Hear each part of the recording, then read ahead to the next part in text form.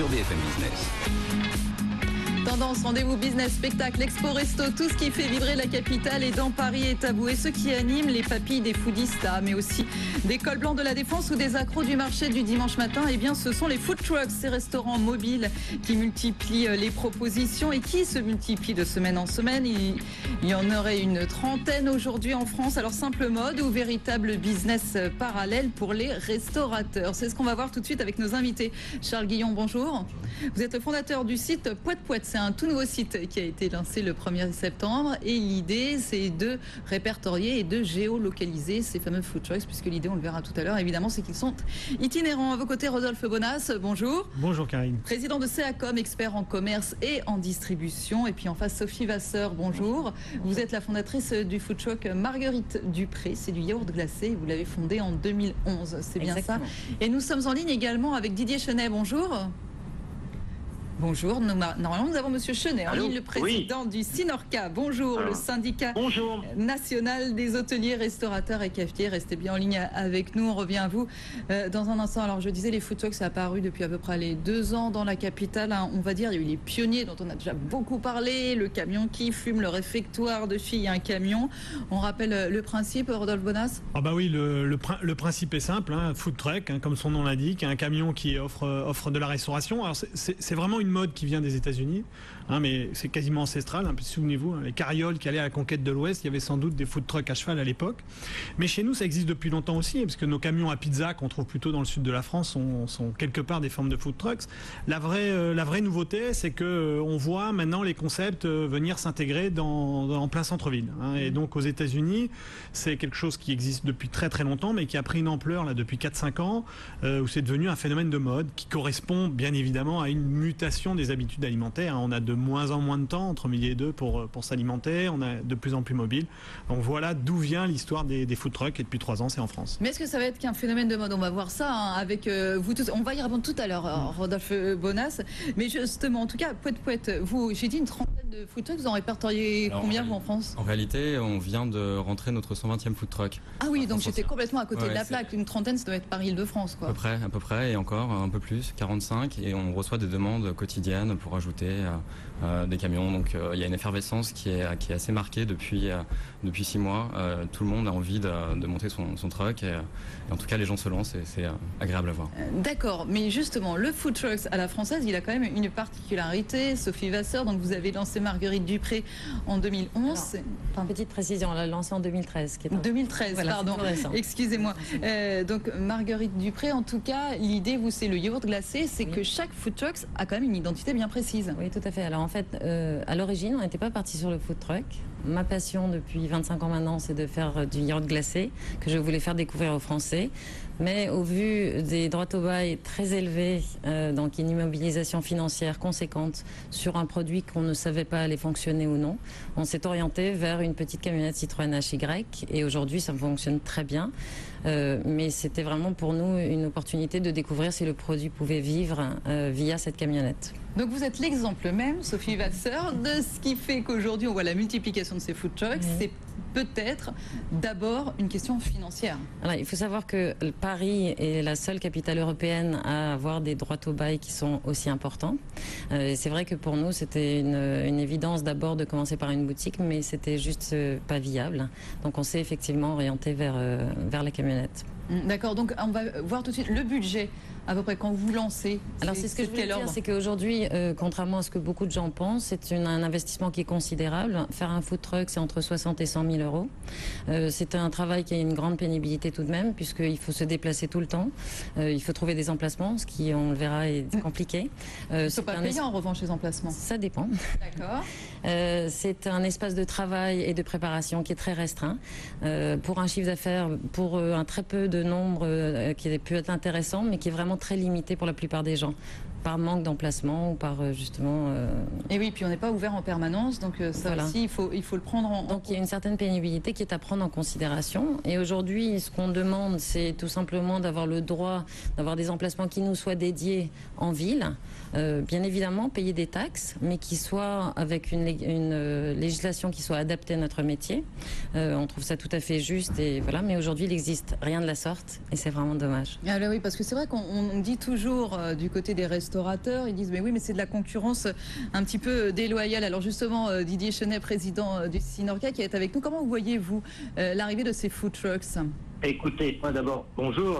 D'abord, ce que je veux dire, c'est que je pense que ce n'est pas une mode. Je pense que c'est une tendance lourde, comme ça a été dit, et qu'effectivement, ça répond à une attente des consommateurs et des clients.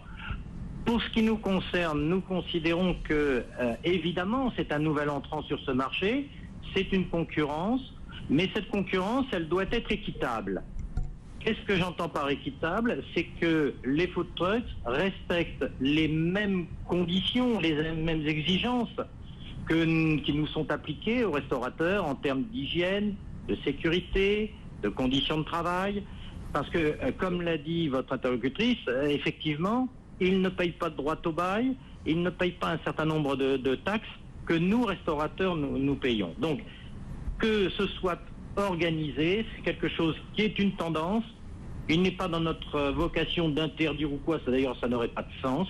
Nous sommes, nous aussi, des entrepreneurs, donc libres à tout à chacun de faire jouer la concurrence. Et oui, puis d'autant qu'on va le voir, parfois certains food trucks deviennent des restaurants, certains restaurateurs deviennent des food trucks, donc finalement il va bien falloir s'entendre. Mais vous avez tout à fait raison, c'est ce que disait Sophie Vasseur à l'instant, sur la réglementation, sur les taxes, etc. D'ailleurs on voit, ils ne sont pas contre. Ceci dit, Rodolphe Bonas, il y a un problème avec les pouvoirs publics.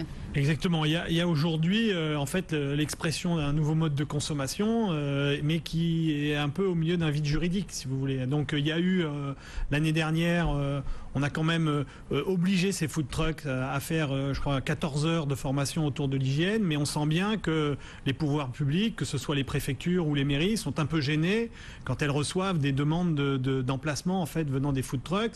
Alors il y a deux types, hein. Il y a les food trucks qui sont installés sur des zones dites privatives, hein, des parkings privés, et donc là qui drainent en fait un public différent. Puis il y a tous les food trucks qui sont sur des zones publiques, et c'est là que on retrouve un peu ce qui a été expliqué tout à l'heure, une confrontation concurrentielle qui en effet est un peu parfois désavantageuse au vu du prix du foncier quand on a un restaurant dit classique. Mais en effet, ça correspond à une tendance de consommation. Hein, je vous rappelle que cette année, pour la première fois, le chiffre d'affaires de la fameuse vente au comptoir, cette fameuse vente à emporter, a dépassé la vente dit traditionnelle, plutôt la vente assise. Donc on voit que c'est un phénomène, une tendance de fond qui est de consommer de plus en plus dans la fameuse street food.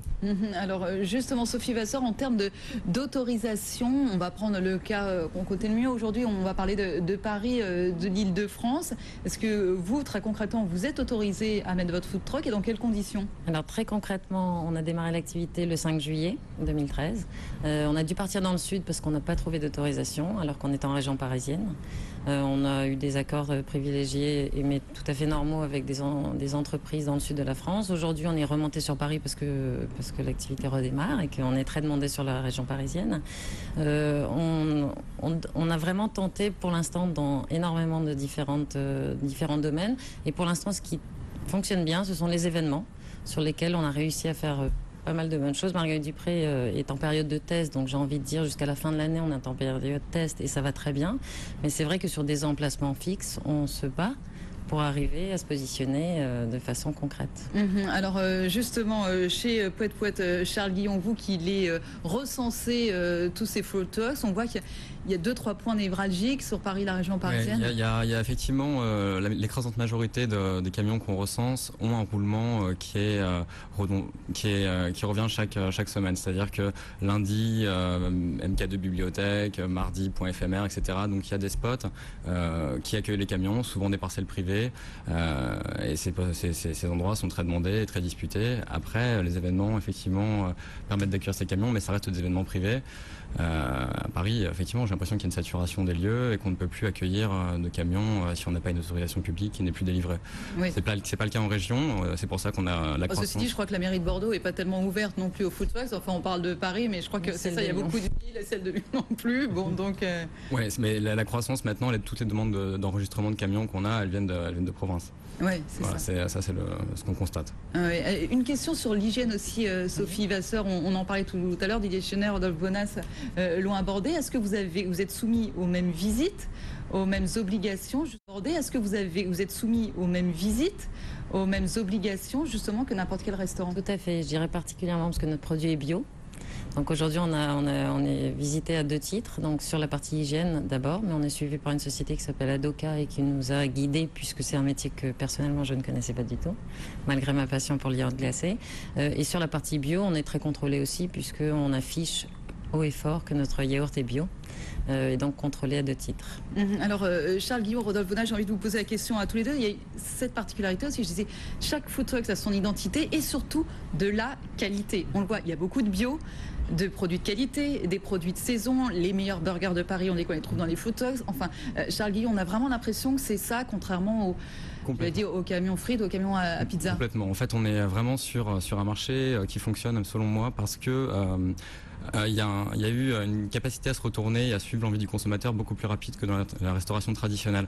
La tendance locavore, qui est une tendance qui devient assez lourde, qui marche très bien aux USA depuis 5 ans, la saisonnalité, ce genre de...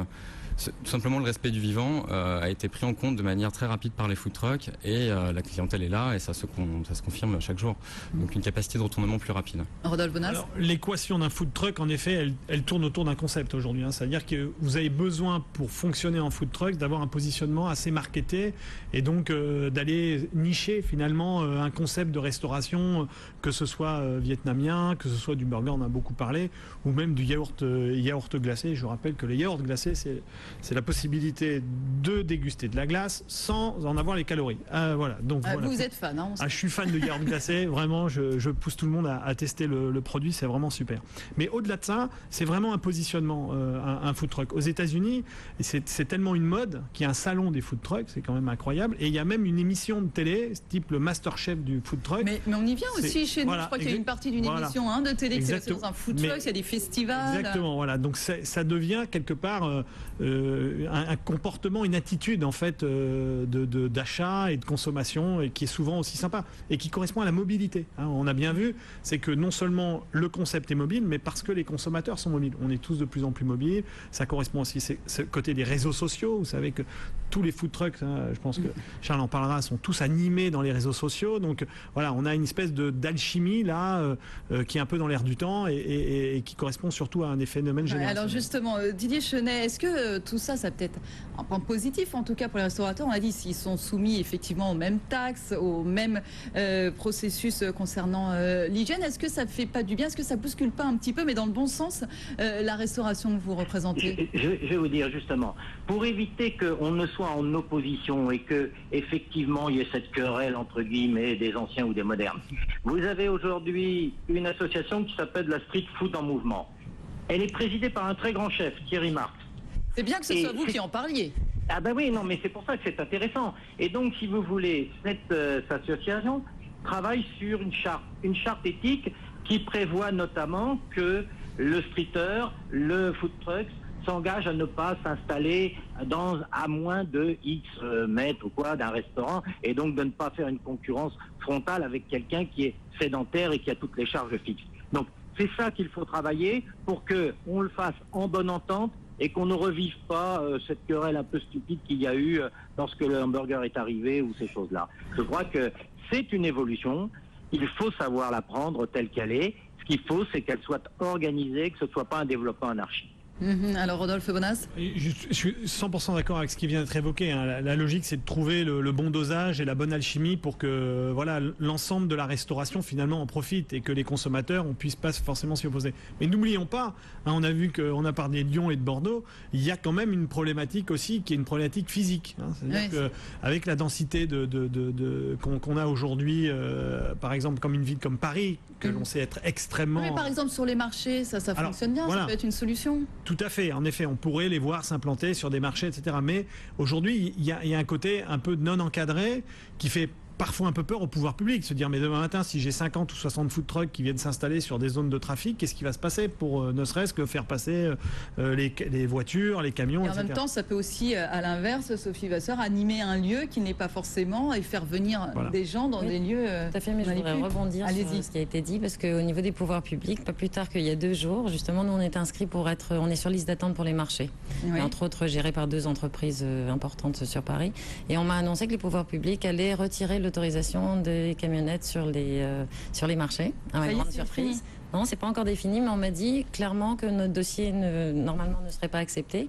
Et donc, c'est des marchés où sont nos confrères. Et vraiment, je considère qu'on est complémentaires, on n'est pas du tout concurrents. Parce que moi, particulièrement, qui ne fais que du sucré, on peut tout à fait imaginer de se placer à côté des camionnettes à l'heure actuelle qui font du salé. Donc, j'ai l'impression que les choses avancent dans le mauvais sens. Et c'est dommage parce que notre interlocuteur téléphonique, moi aussi, je suis totalement d'accord avec ce qu'il dit. Il faut juste qu'on arrive à trouver la limite des uns et des autres pour pas se gêner, que tout le monde puisse exister. Et je voudrais juste dire, parce que nous sommes adhérents de Street Food en Mouvement, et j'ai essayé de joindre Thierry Marx on en avait parlé pour qu'il soit éventuellement présent aujourd'hui, et malheureusement il n'était pas disponible. Mais il a été écrit un livre blanc qui est absolument exceptionnel. Et je voudrais relever un point qui me semble essentiel en cette période de crise, c'est que c'est vraiment un moyen d'amener les gens dans la rue. Et de faire découvrir à moindre coût ça, parce qu'on n'a pas des alimentations. Des prix, mais du coup, on est autour d'une dizaine d'euros, en tout cas pour un plat. Et comme vous l'avez dit à juste titre, on n'est pas en train de parler d'une qualité médiocre, on est en train de parler d'une nourriture excellente à des prix moindres pour justement amener les gens dans la rue. En cette période de crise, c'est vraiment le moment. C'est vraiment dommage. Et c'est vrai qu'en fait, il nous manque un représentant des pouvoirs publics. C'est toujours un petit peu compliqué de les avoir. Mais effectivement, peut-être qu'en vous écoutant, ils feront avancer les choses. Charles Guillon. Je voulais juste aussi ajouter que c'est un moyen, la street food est un moyen intéressant de créer des micro-entreprises pour des jeunes ou des moins jeunes d'ailleurs, enfin pour n'importe quiconque veut se lancer dans la restauration sans avoir tous les coûts qui s'imposent à une structure fixe. Donc c'est quand même quelque chose qui est assez intéressant. Et d'ailleurs Thierry Marx s'était engagé dans cette voie pour promouvoir les micro-entreprises. Et d'ailleurs, j'ai lu aussi, alors ça paraît anecdotique comme ça, mais il y en a d'autres qui en profitent. C'est ces fameux constructeurs, je crois qu'il y a une entreprise des constructeurs de food trucks, de camionnettes aujourd'hui, qui en produisent à foison et du coup qui gagnent aussi beaucoup d'argent grâce à ça. Rodolphe Bonas, j'ai quand même envie de vous poser la question. Il y a quand même des petites choses. Il y a des longues files d'attente parfois, il n'y a pas de table, il n'y a pas de chaise. Il y a un côté jeu de piste, heureusement qu'il y a poète.com pour nous aider. Du coup, il y a quand même un côté un peu bobo privilégié aujourd'hui. Est-ce qu'on va sortir de là, justement? Alors aujourd'hui, ça fait partie un peu de l'expérience. C'est un peu le jeu, quoi. Voilà, c'est un peu le jeu aujourd'hui. Mais disons qu'aux États-Unis, où on a dépassé ce cadre-là, on est vraiment installé dans un mode de consommation beaucoup plus organisé, avec des logiques d'horaire, etc. Donc du coup, quelque part, ça fait vraiment partie de ce qui est évoqué, cette fameuse street food qui finalement existe très très peu en France. Il faut savoir que nous, on est encore assis sur un mode de restauration traditionnel. Et résultat des courses, c'est vrai que les food trucks vont aider dans cette logique-là. Alors après, vous avez évoqué tout à l'heure un point, mais qui est en train vraiment de se développer, c'est aussi les restaurants traditionnels qui créent leurs propres food trucks, les marques qui viennent aux food trucks. Je rappelle qu'Erta a son camion aussi, son food truck, McCain aussi, Monoprix. Alors, on parlera moins de qualité, mais voilà, on évite des marques. Voilà. Non, mais tout ça pour dire que je me souviens d'une expérience aux États-Unis à New York qui était géniale, qui était montée par Air France et Alain Ducasse. Donc vous voyez, on arrive à associer une grande marque française avec une grande marque de la restauration française pour faire un food truck de très haute qualité, très gustatif. Vous voyez ce que donc c'est vraiment un mode de consommation ludique en fait. C'est ça. Mais Sophie Vasseur, est-ce que à l'inverse, si on vous donne par exemple un bel emplacement dans Paris pour quelques jours par semaine, est-ce qu'à l'inverse, on ne pourrait pas aussi vous demander d'aller justement dans des banlieues, dans des campagnes, pour aller jusqu'au bout de cette idée de street food et jusqu'au bout de cette idée dont vous parliez, on va là où personne ne va? Est-ce que ça pourrait pas être... Pardon, moi je vous pousse un peu, mais... Non, pas du tout. Notre produit aujourd'hui est peut-être un peu bobo, donc... oui. Voilà, mais oui, tout à fait. Nous, on est allés... je veux dire, pas plus tard que samedi dernier, nous étions à la recyclerie à la porte de Clignancourt. On y a passé la journée. On était très contents. On avait un emplacement idéal. Donc oui. Parce qu'il y a des communes riches autour de Paris aussi. Oui, donc complètement. Mais très bien. Non, mais par rapport à la tendance, parce que c'est un produit un peu original et donc qui est un peu... qui est un peu original. Donc. Mais oui, tout à fait. Nous, on est tout à fait ouverts à aller dans la banlieue pour justement faire connaître le produit, si c'est la question. Voilà, à suivre, on refera le point dans quelques mois, en espérant que les pouvoirs publics vous aient un tout petit peu entendu. Messieurs, dames, Didier Chénat, président du Sinorca, merci beaucoup d'avoir été avec nous. Sophie Vasseur, donc fondatrice et associée de Marguerite Dupré, bon courage et merci à vous. Rodolphe Bonas, président de CACOM, merci. Et Charles Guillon, fondateur du site poète.com. On retrouve donc tous les food trucks sur ce site internet. Merci beaucoup à vous. On fait une petite pause, le temps d'un journal, et on se retrouve juste après pour Paris est à vous. Paris est à vous. L'émission qui donne le meilleur de la région capitale.